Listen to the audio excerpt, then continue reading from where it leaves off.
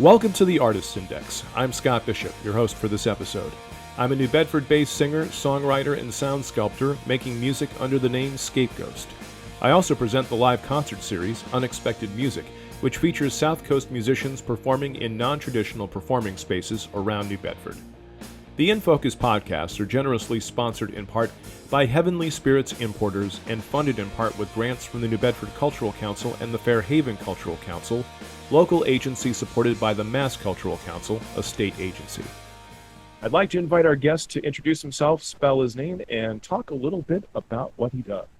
I am Ryan Adair Rooney, RyanAdair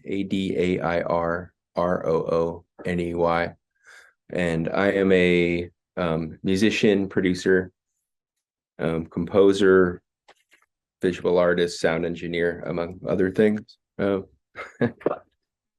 Yeah, you wear a lot of hats. I was looking at your website and your resume, and you have a long musical history. You've done a lot of stage work, a lot of sound work. Let's go back to the beginning. What got you into music? In the very beginning, I guess I grew up in Cumberland, Rhode Island. My parents had split up. I was born in Germany, then we moved to I think Louisiana, and then an Army brat, and ended up in Cumberland. And I guess what originally got me into it was my stepfather bought a guitar, and I just started picking it up. And actually, it was Chad Dumont. That's who it was. There was a friend, Chad Dumont. This guy had like long red hair and rode a motorcycle and had a leather jacket, and he taught me some Led Zeppelin too, and some other stuff. But that was really what initially got me into it. He played in a band, and he passed away a while ago at 17. But he got me. I think that was where it started. Then I started taking some guitar lessons.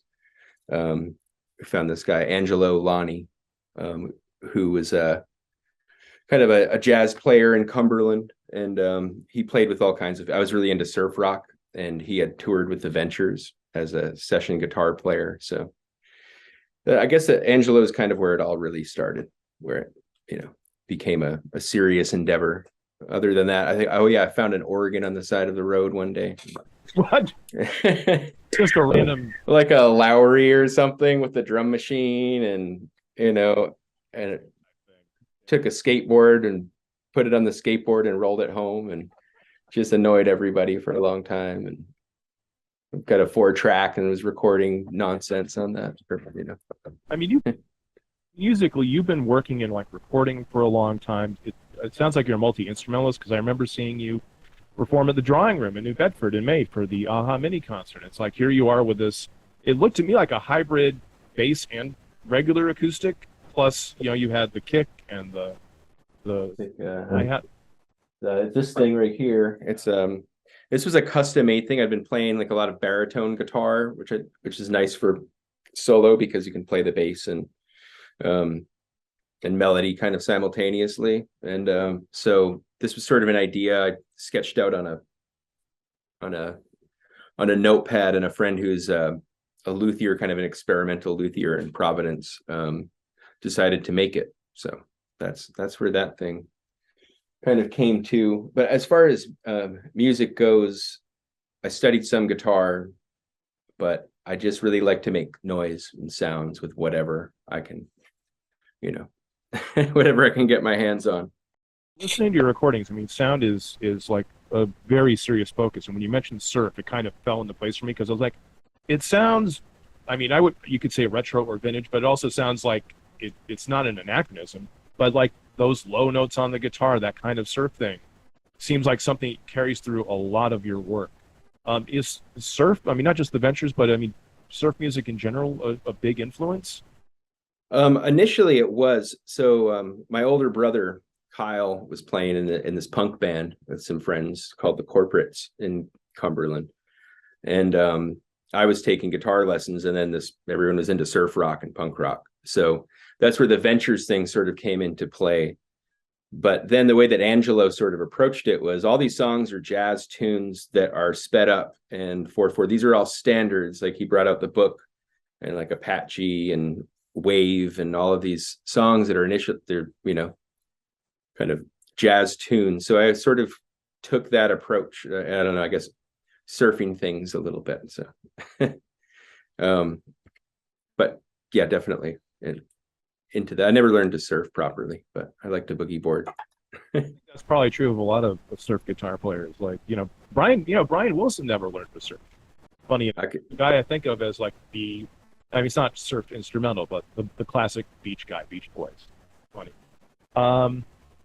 Anyway, so, in terms of writing, when did you start like writing your own music as opposed to just learning guitar and playing? I think initially when I was learning music, I didn't wear glasses when I first started. And so I became really good at improvising and then just kind of making up things. And, and that sort of became the passion, is just creating something new. And I became totally obsessed with it. I got a 4-track and I stopped kind of listening to a lot of new music, and just with this idea that I wanted to create something that was unlike anything else, which is probably the worst thing I could have done as a career musician. Like if you asked me to play a cover song, I have no idea. But I think I was playing in a lot of instrumental bands in Providence. Well, we had the Catatonics, which was the band after the Corporates, with my brother Kyle and Josh Williams, who later went on to play with the Sleazies in Providence. And we were straight up surf punk really fast. I was probably 16 when we started that band, playing at the Safari Lounge in the living room. And then I did this band Serotonin that was like heavy, also instrumental duo to kind of go in with the Providence sort of noise prog thing. But then when I moved to Texas in 2005 to Austin. And that's where I think writing songs vocally really started to happen. And it's kind of a slow process of learning the song craft. And that a good friend from Boston, the Reverend Glass Eye from Boston, they're a Boston band, kind of like circus cabaret kind of thing, a lot of waltzes and yodeling. A few of them moved down to Austin, and then we joined forces and became a kind of songwriting duo. And Adam Beckley, Adam Glass Eye, the songwriter of Reverend, he's just really brilliant, really well read. He knows how to tell a story. So kind of just been obsessed with this idea of telling a story. But anyway, it's a long answer. A good answer. The Austin music scene's always been really fertile. How did it influence your work? In a really actually interesting and unexpected way. So when I moved there in 2005, I didn't have a job. I just had like a duffel bag full of instruments that I was going to pawn. And a friend's band, actually the Sleazies and the Midnight Creeps, were going to be on tour. And that was my escape. Like, if it doesn't work out, I'm jumping in the van and going back to Rhode Island. And but I met this guy, Brian Ramos, doing a gig. I answered a Craigslist ad. It was South by Southwest, and we're loading in sound systems. And he was in a band called Grupo Fantasma. That's kind of salsa, cumbia band. They were all from Laredo, Texas. And so we talked about doing this kind of multilingual thing on that job. And we ended up doing this band called Conco, which we played like cumbia, punk rock kind of thing. I didn't even know what cumbia was at the time, but so I really went in deep and studied it. I learned a little Spanish. I was singing Spanish backup vocals, and like really entered into this world and all of these subgenres of Latin music. I was there for a long time, so that was sort of the beginning. I was traveling around Texas, and we were on Univision, and yeah, it was a short-lived band. There was some, I don't know, I think we lasted about 3 years, I think. Brian went off to be more of a producer role. And actually, that was a big influence with me in production. I'd done live sound in Providence. I worked at AS220. I was a house manager and sound engineer. That's where I really started. And then the green room and the living room, when I was a kid. And so the live sound thing, I had sort of gotten down. But then upon meeting Brian, and he was really into the home studio and making money, producing music for other people. So that was a huge influence. And just to kind of know that that's an avenue, and he's still sort of a mentor to me in a way. He's gone on to do film audio and film scoring and instruction for schools and that sort of thing. But then there's also Damon Lang, who ran Nomad Sound, and he was a really big influence. He started a sound company, had a pickup truck and a few speakers, and would basically just invest half of whatever we made. He invited me to move into the warehouse, the sound company, Nomad Sound warehouse in Austin with him.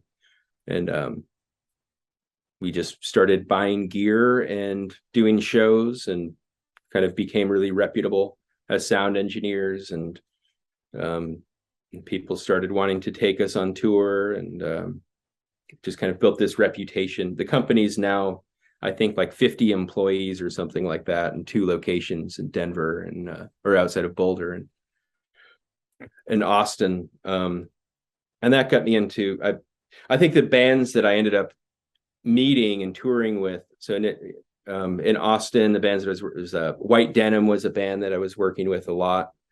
I was working at this place called Mohawk as a production manager, and there's just so many venues, you know. Austin's filthy with venues. Yeah. So the indie rock thing in Austin was also unexpected. So one of the first gigs I did was the biggest stage I'd ever been on, and I was the stage crew manager. It was Spoon and Echo and the Bunnymen and Norwich, all these crazy bands for 4 days. And I met Jim Eno from Spoon. Was really nice to me. He's the drummer and also the guy that produces all the records. And we hit it off because he's actually from Warwick, Rhode Island. So during the sound check, we started doing some Rhode Island humor. And I did did a little bit of work with them. And shortly after, I met teamed up with my friend Kevin, actually from Rhode Island. It was more like East Coast connections. Took me on tour with the Butthole Surfers, and that was sort of a 5-year thing. I started off as a projectionist, actually. I was doing their visual projections, dragging around this big projector and doing kind of video collage. And then I was their monitor engineer and guitar tech and, all sorts of other things. But I've toured with a lot of, I could go on for days. Names. I mean, some of these are bands that I love, like Flaming Lips and My Bloody Valentine. I guess the question is, what did you learn touring with these bands that you brought back into your own work? Well, with some of the bands, it depends on who it was, but sometimes there's this sort of like, it's kind of, you're in this little family and you're playing guitars on the bus and trading songs, and then people stop by the green room and show you how to do some stuff, and you're just around all of this gear all the time, and you see exactly how these people are making their sounds. I mean, I did target my favorite bands to work for. I was like, I want to work for the Butthole Surfers. We were actually Conco was covering a Butthole Surfers song. And we asked, and Brian asked Gibby to produce a track for us. He said no. He said no, he hated it.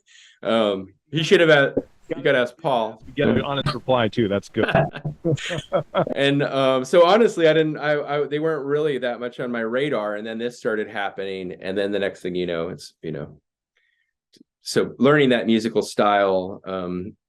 When I was with the Dandy Warhols, a lot of times somebody wouldn't be in sound check, so I would just sit in and try to play the drums or try to play whatever instrument was needed, and just kind of learn their songs and style. And I think it's what's gotten me a lot of gigs, actually, is knowing how to play all of the instruments a little bit, and being able to sit in as a monitor engineer, especially with the Butthole Surfers. They were so crazy. Their sound checks were like a nightmare. So I learned to just know what everybody needed to hear and how to play the part. So by the time they got on stage, everything sounded, the way it should sound. So you were kind of a chameleon. Like, you had to basically step into all these different people's shoes and more or less recreate what they're doing. So they ended up with what they're happy with. Because, bands don't love sound check. We know that. Nobody loves sound check. Just what you got to do to get the gig rolling. But that's impressive. But yeah, I think just picking up a little from, from each band, each style, each musician, each region, So. And how many years did you end up on tour with various bands? I mean, are you still doing that at this point? I just did a little tour with a band called Midlake from Denton, Texas. And we did a little like UK Europe thing, just a couple of weeks. But lately I've been focusing on producing for, I have a couple podcasts that I've been composing the music for, which started in 2020, actually, by chance. Got some remote work, and through actually my friend Tim O'Keefe, who I'd been playing music with in Providence, we did this band called TFO. He's an electronic musician and sort of got me into the film world. We did a couple little things, and then for James Franco, we did this score for As I Lay Dying. So anyway, he passed my name off as a guitarist for this particular podcast, and it's now taking up most of my time. It's actually all I'm doing currently for work, is just producing music for these two podcasts, and trying to really just sit in the musician's shoes for a while. And what kind of podcasts? I mean, there's so much variety in the podcast world. The first one, it's this company called Fluent Knowledge, and politics. It's called The Purple Principle. It's nonpartisan politics. It's about polarization. And that's actually been really helpful through 2020, through all the crazy political just insanity that we've been witnessing. So that's the one that sort of made it all. We're in season 3, episode 20 right now. So I've made quite a bit of content for them. And then the same company, we're doing one called My Body Odyssey. That's it's medicine involving athletes and sports medicine. And that one just launched. We're only on episode, I think, 5 or 6. I think an element of the kind of composing you do for films, where you're playing towards whatever the content of that podcast is in that segment. Well, the big difference is with films, there's usually a lot of time. You get time, and you're really scoring to what you're watching. There's a visual element, and with the podcast, I don't know if they all work this way, but basically they send me a cue sheet on a Thursday and the episode is out on Tuesday. Wow. So the process has been, I don't actually get the audio at all.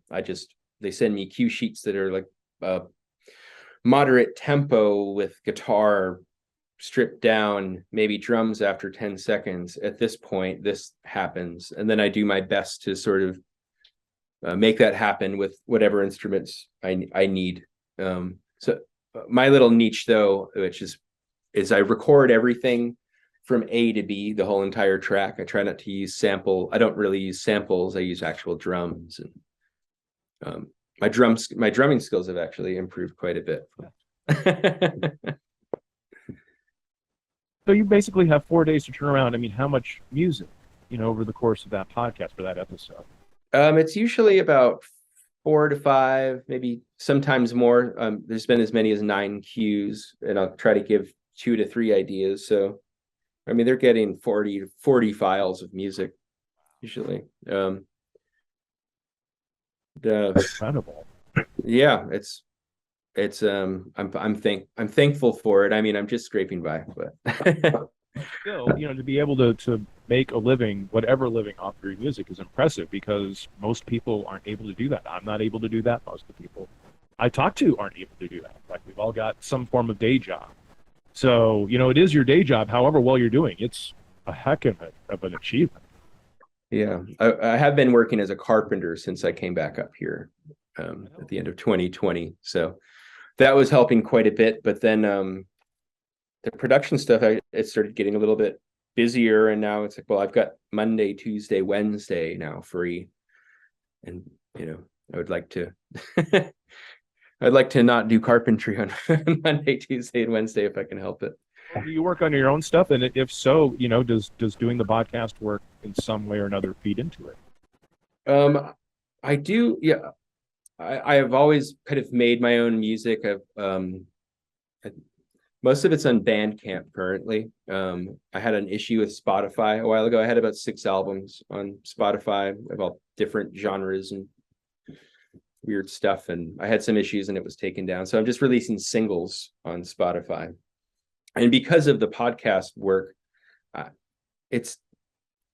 thinking about music a lot differently. Just licensing wise, where I'm apprehensive to release anything because I can use it for scoring a podcast, and if it's licensed, it's difficult to to relicense it. Once it's out, but it has. I mean, I'm making so much music that sometimes it is really difficult to sit down and just make something for me now because it's a job, but I still do it.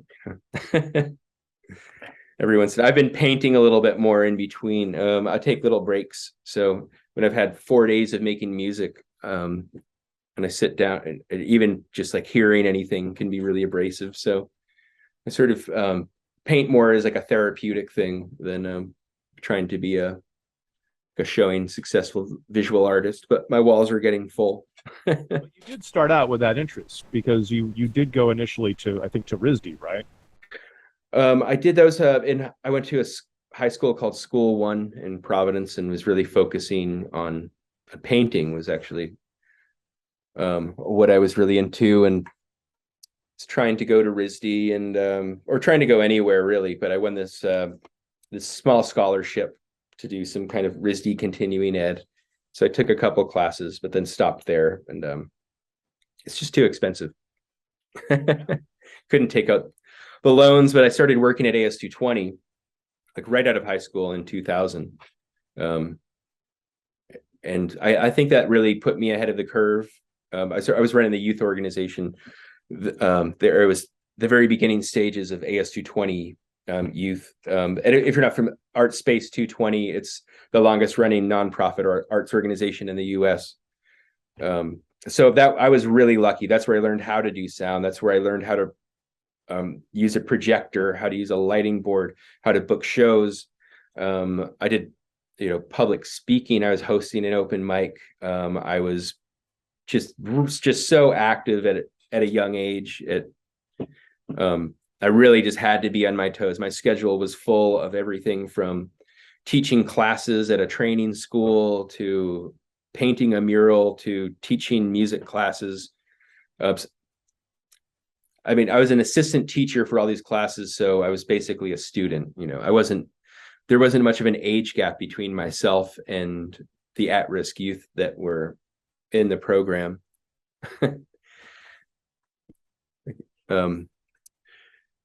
So I actually got into ASU. I was the youngest visual artist to show in their main gallery at the time. So that's how I got in. And then they asked me if I wanted to be a part of the youth program. I guess they were looking at just hiring somebody really young, 18, fresh out of high school, that kids would be comfortable interfacing with. So I was going to every single high school and just trying to get kids to perform and start bands. And it gave me it was really rewarding because years later, bands like Deer Tick, John McCauley played in this band, Ren's Communist, Not Joe's, where he'd play solo, and now he's super successful. And it's like, oh man, was there the first time you went on stage, and all these other artists. And being in Austin, sometimes I'd see one of those bands that played at that, like it was called the Performance Showcase, and they'd be playing South by Southwest, and I'm doing sound, and they're like, "Oh wow, I'm still playing music." Amazing. It's a impact on a whole bunch of kids doing that, and you were close to age, so they had that comfort with you that they may not have had with someone who was a good deal older. Yeah, I think I pretended to be a bit older as well. They had no idea how old I was. I was, Pretty much every kid who ever encounters a younger kid, it's like, oh, I'm the mature one, so yeah, put it on a little bit. But yeah, I had to wear the big shoes, so I mean, maybe more valuable than a college education. Although, I think about going back now for something like film scoring, or I don't know, or something. Though, because of course, going back later also means you're going back with real purpose, whereas so many kids come out of high school like, okay, got to go to college, and you would be going in doing what you want to do and having that purpose behind it. So. Absolutely. I ended up doing some graphic design, like the Catherine Gibbs School, which they closed down. It was a sort of unaccredited thing, and I did that. It was a 1-year program, but that taught graphic design and web design, some video animation. Actually, introduction to sound design. We're using Avid software, which is Pro Tools. So that was pretty much it. I mean, it's unaccredited, but I did learn a little bit. And for folks who don't know, what is sound design? Because there's a certain application for sound in TV and film that folks might not be familiar with. I guess sound design is, I guess, when you look at a piece of film or commercial, there's the score, and then there's the underscore, and then there's some Foley. Sound design is it's a pretty wide range of things, but it can be anything from making sound effects to actual music hits, or but yeah, basically designing sound. Designing sound for the purpose of whatever that show or film is. I'd like to talk songwriting, because I've been binging on your stuff. I didn't know that your albums were only on Bandcamp, so I have to correct that. But I have been listening to the singles that you put out, and I'd like to just start with, in terms of songwriting, is there a set process when you pick up the guitar or whatever instrument and get going? I mean, there's the process that I try to do, and then there's the one that actually happens, the one that actually seems to come to fruition. And that seems to be, I'll write some poetry in a notebook, and I'll forget about it for a year. I'll write a cool chord progression, and then I'll go through some notebooks and try to make it fit. And that's what a lot of my songs are. What I try to do, which has also worked, is to write the music first, and then come up syllable by syllable with rhythmically where I want the vocals to sit. And then I'll come up with lines that sort of fit in with that. I mean, there's flaws in both methods, or sometimes I'll just whistle. Lately, I don't really find that much use for lyrics. I'm getting a bit more minimal. I just released something called "Have Good Afternoon," which I left the "Have a Good Afternoon," but and that was written via some text messages that I was sending, and wow, very cool. And it's like, oh, this is kind of just a sweet sentiment of, have a good afternoon. I hope you have a good night. I hope that you get some rest so you can get up early in the morning. I love it, because what's powerful about it is it's just real simple, real direct. It's like no subterfuge, no hidden meaning. You could attach meaning to it. But it works beautifully with the music, just because it's not trying to carry a lot of it. The music's already doing the work. But honestly, that song was an experiment. It's a F major 7th, and then it switches keys rather than chords. It just stays in one chord, and then it switches to a G major 7th to resolve, and just straight back. And that's all it does. And was just kind of an experiment with floating chords around that, and having the change be in a complete inversion of itself. But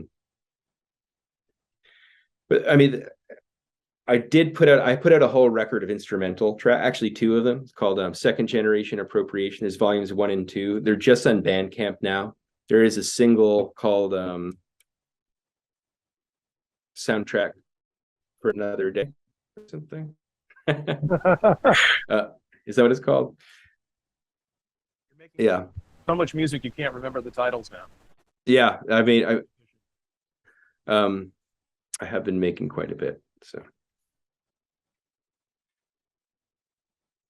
How much is recording a part of the songwriting process for you?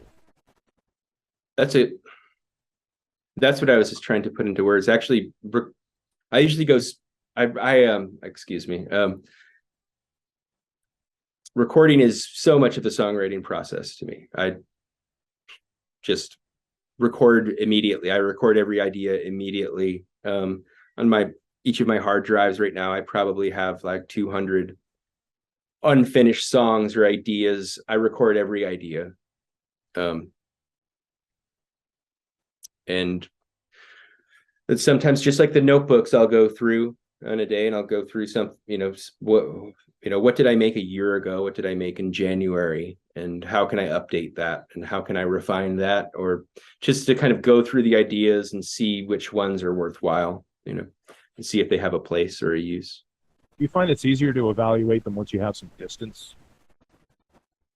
I do.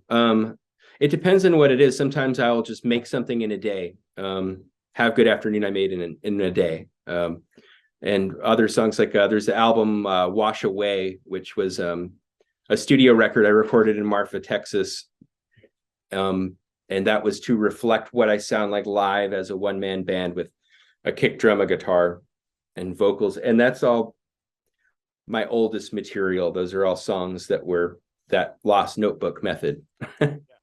And years later, with a little bit more experience under my belt, I changed the lyric. The lyrics will change pretty substantially. So the songs are pretty much unrecognizable, but adapting songs, some of the songs are 20 years old. Is most of your recording done in your home studio? You mentioned doing a studio recording for that batch. So I invested in some gear. I bought an SSL Big 6. Everything is recorded at home now. I have a little apartment in Mattapoisett. There's a bedroom, a kitchen, and then the studio. There's no living room space. I don't have a dining room table anymore either. It's just guitars, drums are over there, a Rhodes upright bass, and and recording land. And how is it recording at home? I mean, it's obviously convenient, but I mean, are you dealing with, having to deal? I know it's Mattapoisett. It's not like being in downtown New Bedford, but do you have to deal with noise and kind of figure out better times to record based on what the sound level is around the neighborhood? I do. I mean, during the summer, they were doing a concert series in Shipyard Park, and I'm right across from the park. So sometimes there's a car show, and I'll go to record some acoustic guitar, and there's some doo-wop DJ playing in the park or something. But it's pretty quiet. It's a funny thing being a musician, because you require a place where you can be loud that is quiet. Yes. It's such a paradox. Right. It's like, well, I can't go into a space with other bands, and it's impossible, So I was living in Marfa, Texas. I had a trailer studio that worked out really well for years. And also lived in a trailer, 1950s Spartan. And the beautiful thing about that was it was just isolated. It's on wheels. It's lifted up, and could just kind of close myself in. Anywhere you needed to go to get actual surrounding quiet, right? Oh yeah, I mean, we moved the studio from Garfield, Texas, all the way to Marfa, Texas, which is 10-hour drive. We moved the whole house. Um, but also the apartment's interesting. At first, it was, you have to get used to the acoustics. You need to find the sound of the room. So I had the trailer so dialed in that it just had this great tone, and I redid the whole thing with wood, old, wood walls, ceiling, floor. It just had this nice resonance. Drums sounded great in there. And I've just been testing the waters here, but the neighbors really like my music. So so now I'll play drums. I'll full on play drums. And nobody's complained. Every once in a while, they'll be like, "Man, I really like that song that you were that you played all day long for 10 hours the other day." So surprise. I mean, I'm on a second floor, so I mean, it doesn't seem like it would work out, but I'm making it work. Any means necessary. It depends on the neighbors. You have good neighbors, they're like, oh, it's drum time, I guess. You have not so understanding neighbors, it's calling the police. So Yeah, exactly. where is that trailer now? I assume you had to at some point sell it. Oh, I did. Yeah. So I came up from Marfa in 2020, kind of take care of parent stuff, and then ended up staying. So I went back down and took everything out of that trailer, and I actually sold it to the people who were letting me keep it on their property, which is this spot called Marfa Open. It's a nonprofit art space in Marfa where they do performances and art shows, and let me have a studio trailer there for some time. So I think they're using it as a guest bedroom or something like that. So it's serving a purpose. That's good. Yeah, Back home. So it's the trailer had a good I picked it up in Joplin, Missouri for pretty cheap. I dragged it down to Marfa. It was rented before it had holes in the floor. It was a mess. And Solange was doing a music video shoot in Marfa. And so they ended up renting it for as much as I paid for it. Right away, I don't know what they used it for, So now I want to find the video they used it for. Did it make it into the video, or was it just something? It did not make it into the video. I think they used it for like a backstage, or I don't know, something. That since you traveled so much, I am wondering what's your favorite place you've traveled to, whether it's for touring or just for pleasure. Well, I mean, there's so many different favorite places for different reasons, I mean, the South Coast, we've got Portuguese food. We've got the best seafood in the world. Texas, you've got barbecue. I love Mexico. I love Oaxaca. I'm really into food. It's kind of a hobby of mine, going to restaurants, and Oaxaca City, there has to be my favorite restaurant experience. Best food. Porto, Portugal is a pretty awesome spot for food. They have a great music Primavera festival there. I think it's one of my favorite festivals. I really like everywhere but Paris, France. In France. What's wrong with Paris? Don't get me wrong. It's not that there's anything wrong with Paris. It's just the rest of France is just amazing, and I don't know. Paris is kind of the obvious place to go to, and there's so much more to France. It's just a little stressful. It's just a bit. Paris is always a little stressful. The streets are narrow, And you're usually, when you've been there, it's usually for work, right? Yeah, and it's usually pretty quick. I have, although I did have one really great week there, pre-tour. It was with Kurt Weill, and the crew went to Paris a week early, and just that was really nice, and just kind of eating at the same place every day, and having the coffee. And too many places. Iceland was Reykjavik, Iceland is pretty crazy, amazing experience. I don't know if I would live there, but I don't know. There's so many different places. I mean, there's so many more places to go as well. I became a little obsessed with it. I think it's like a roadie thing. when you start touring with bands, all the roadies, you're just like putting little pins in all the places and going to the restaurants and drinking, doing the thing. And then you're always on to the next place the next day. Yeah, exactly. So a lot of touring is like, hey, do you want to go to this place that you've never been before? And it's like, well, okay. I twist my arm. So especially when I was younger, any opportunity to leave the country, I would take. So I've done some Middle East tours that were pretty stressful for like AFE, Air Force Entertainment, USO, with some bands were in like Kyrgyzstan and Saudi Arabia and all over the UAE. And it's Germany, so you're traveling, you come to America and then you travel all over the place. I think that I've talked to other people who were, I guess, Army. I've actually met a few people born in the same town as me. I played in a band with this guy, Ross Casciola. He came from Chicago, but he was in Marfa, and he's a great musician. But his brother and him are both born in Nuremberg, Germany, I think on the same Army base that I was. And I think it's, I think because of that, having this sense of home or this like kind of belonging to a certain place doesn't feel as real for, if that makes sense. As an Army brat, you would have traveled a lot, following whatever your parents' service was.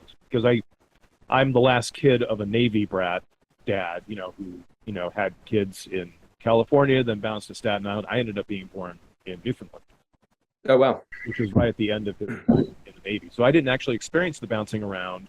And my brother, nearest to me in age, didn't experience it so much, but my oldest siblings absolutely did. It was like California, Newfoundland. It's tough when you don't have that stable place. I get what you're saying. It doesn't feel quite as real, or it doesn't feel permanent, maybe. Yes, it's always a loaded question when somebody says, well, where are you from? And it's like, oh, I usually just say the last place I lived. So it was like when I was a little kid, I was Germany. I was born in Germany when I was in kindergarten, first grade. And so then I was a weird kid from Germany who couldn't speak any German and wasn't German at all. I didn't get you picked on at all. No. And then so I grew up in Rhode Island, I was in Providence. My dad was in Mattapoisett, so I kind of went back and forth. But I was in Rhode Island, I was in Cumberland, Rhode Island, and grew up there. Then switched to school one in Providence, moved to Providence, moved to Texas. I was in California for a little bit, and Mendocino County, and kind of bounced around there. I tried Portland, Oregon for a very short time, and I like Portland, Oregon a lot, but then I just ended up on tour. Actually, that was a weird moment where I was trying out Portland, and then all of a sudden I was on tour for 5 months straight. Try out a place if you're not there. Yeah, so it gets a little old. It wears your body out, and it's addicting as well. So it's been nice to stay put for a while, and it sounds like you had a family connection to Mattapoisett. Yes, yeah. My father's here. I have a sister here, also a sister in Providence, and my mother, stepfather in Rhode Island as well. So I think after living in Texas, in Marfa's 3 hours from the nearest airport, I would drive an hour just to get some fast food if I felt like it. Because so when I moved back, I was like, well, somewhere in between Connecticut and New Hampshire, and let's roll the dice. I got lucky and found this spot. So I think we got lucky too, because it's great having you in the region. We had you for the AHA mini concert, and you'll be at Interwoven. So we're doing this recording at the end of September, but early November you'll be at Interwoven downtown for my Unexpected Music Series. So I'm excited about that. Aside from that, and more podcast composing, what's next for you? What's next? Keeping it a little bit open, although I just made a little move to subscribe to this thing called Taxi, which is basically a music placement opportunity site that you have to pay a decent amount of money to subscribe to. So I just bit the bullet and did that, which I feel like puts the music production at more of a full-time thing. So because the music placement on that side isn't just like, you're not just putting your songs up. It's things like, those instrumental cues that you were describing earlier. exactly. Kind of stuff, which is in your wheelhouse now because you've been doing it for a while. Are you familiar with Taxi? I'm pretty new to it, but actually my neighbor growing up, Jeff LaPlante, like in Cumberland, turned me on to it, and he just shared that he had over 100 placements in the past year, and it's now his career. Pretty much, I think he said 99% of his income is from Taxi. So, so I just knew that the instrumental cue thing was like it was a major thing, and which is really my wheelhouse as a songwriter. So but it makes sense for somebody who's working the kind of composing you're doing for podcasts, because those are the types of things that they're looking at. So hopefully you'll have a huge amount of success on that. Hopefully, investment, but I think it's a good investment. I'll let you know how that goes. I want to know, definitely. Also, I just put out that single. I plan on releasing a single maybe every 3 months. I think might be a good plan. It's funny how we've come back to singles, with streaming. It's 60s were the coin of the realm. Our singles were the coin of the realm in the 60s, and now we're kind of back there. I mean, a lot of people release albums, but it's kind of we digest singles a lot better in this environment. It's hard to tell where the music industry is going. So, I've got the art as a backup, but Do you have anything else you want to talk about that we haven't covered? That you want to talk about? Oh, I don't know. That we didn't cover. Kind of gone over the life story a bit. We covered Cumberland and Providence and Austin and Texas and Marfa and California a bit. I talked about Conco.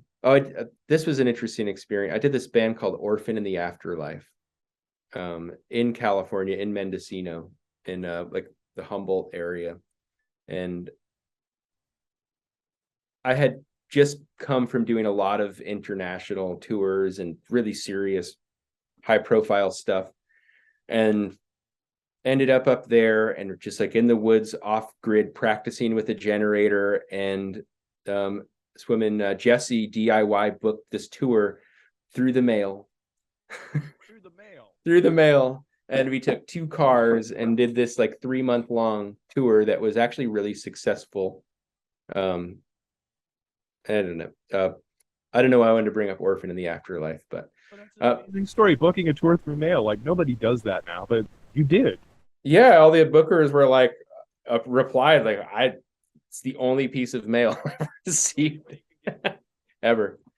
So I guess the point, I've been in so many kind of short-lived bands like that, and had learned so much and had such a great time. And music is really just it's like a friend, I guess. It's been a companion and has kept me going through tough times. There's always been the ability to pick up a guitar and make a friend, or create something that wasn't there before. Yeah, or just help somebody with their craft, and All right. Well, I'd like to wrap up by doing something I do with all our guests, which is I'd like to ask my 5 queries of unknown origin.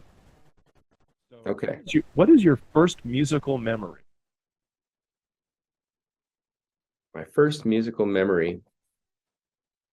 I think it was Thanksgiving. We were at my grandmother's house, and she had this upright piano, and the son, there was the whole family was there, all my mother's siblings, and grandmother, and I was just playing on the piano. I don't remember how old I was, and I just started doing something that felt really good, and I just repeated it, and everybody in the room just stopped what they were doing. And all my cousins were like trained, and they actually knew how to play piano. They could read music at a really early age, and I always loved music, but couldn't do that. And that was the first time that it was like, oh, this is what music is for. Just this combination of like 3 notes or whatever I was doing, just put everybody in this state, So it's just that powerful feeling of just making an emotion happen, creating an emotion, creating a space. Sounds like almost like making time stop too, because everything stopped with there. That's what it felt like. That's what everybody described it. It was like time just stopped. The sun was coming in, and Nice. All right, next question. What's one record you'd absolutely have to take to a desert island? Desert Island record. Your desert island record. I didn't say the original question. Just let's see. I've overplayed so many records and I've had so many desert island records. There's one that I always go back to because it just sounds really amazing, and it's Tones on Tail. Everything. I think that's the only one they put out. They were short-lived, kind of I guess new wave band. But I've been obsessed with that record for at least 25 years now, and every time I play it, it still doesn't feel old. That with a pair of headphones, and it'll be good for a while. never heard of it. Now I'm dying to listen to it. So It's obscure. I guess it's of course I have to say some obscure thing. I have to track it down. Yeah, I guess I could do a second. I don't know. No, that one does it for me. I don't know. Who's a super sneaky secret influence on you? Somebody that people would not guess listening to what you do. There's a lot. When I'm alone, I listen to all kinds of crazy stuff.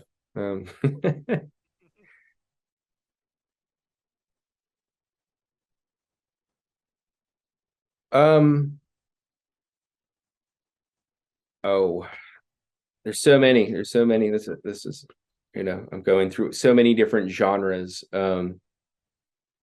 DJ Screw. DJ Screw.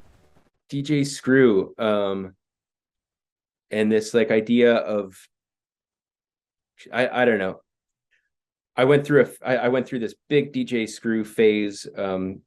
In Austin, we had this venue in my backyard for South by Southwest. We rented it to basically all the rappers that DJ Screw worked with for a day party, and it became a huge influence. They were just like some of the nicest people I'd ever worked with, and DJ Screw's thing was slowing everything down. He would take a record and just slow it way down. And I think that just that space and taking the time with stuff. I mean, I don't make that type of music, obviously, but I think about that when I'm making music, about just slowing it down and letting it drag a little bit. And I don't know. Who's one musician, living or dead, you would love to have? That I'd love to have a what? Have in your band. Have in my band. Thor Harris. Thor Harris is a percussionist based out of Austin, Texas. He does a band called Thor and Friends. His most notable band that he was in Swans. I don't know if you're familiar with Swans. He was their percussionist. And he's just one of the coolest people that I know. I think it's attainable that I could be, there's one song where he's playing drums. I think I have out, but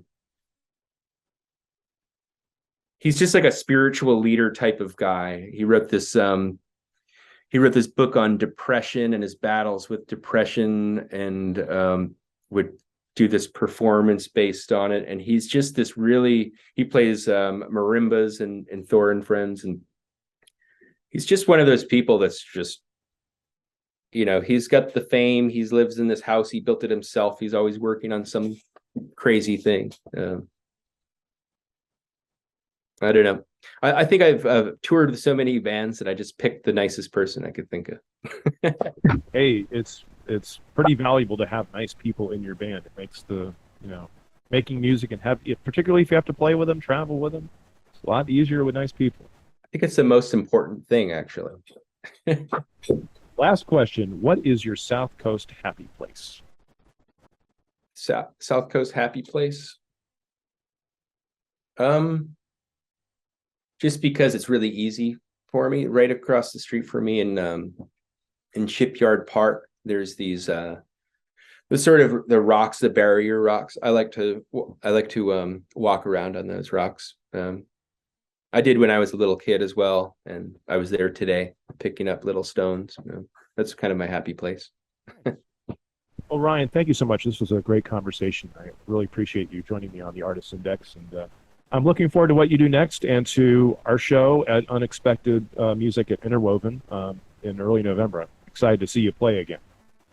Well, great. Yeah, thanks for having me, and I'm excited for that as well. All right. Thank you, sir. Take care. Cheers.